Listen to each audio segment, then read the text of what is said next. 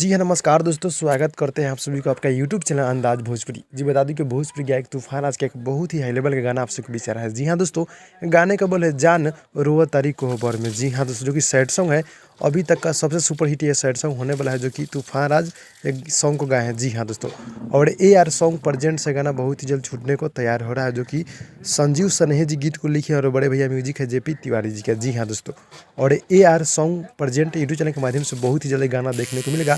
यानी कि अभी तक का सबसे सुपर हिट यानी कि सैड सॉन्ग होगा जान रोआ तारी कोहबर में, जो कि बहुत ही बवाल, बहुत ही गजब, बहुत ही हाई लेवल का यानी कि बहुत ही तबाही मचाने वाले सॉन्ग है, जो कि सैड सॉन्ग है बहुत ही बवाल का। जब मतलब सैड सॉन्ग को हम सुन चुके हैं, ऑडियो फॉर्मेट में आ चुका है, और बहुत ही जल्द इस गाने का वीडियो सॉन्ग यानी कि बन रहा है, बहुत ही जल्द इस गाने का वीडियो सॉन्ग आप सबके बीच देखने को तैयार हो जाएगा। जी हाँ दोस्तों, तो जितने भी भाई लोग देख रहे हैं, आप लोग मेरे चैनल को सब्सक्राइब कर नोटिफिकेशन बेल आइकन आप लोगों पर कर दीजिएगा, और ताकि आप लोगों को भोजपुरी खबर यहाँ पे मालूम चलते रहेगा। जी हाँ दोस्तों, जाना रोआ तारी कोहबर में गाना बहुत जल्द छूटेगा। तो आप लोग मिलते हैं अगली वीडियो में, तब तक के लिए धन्यवाद।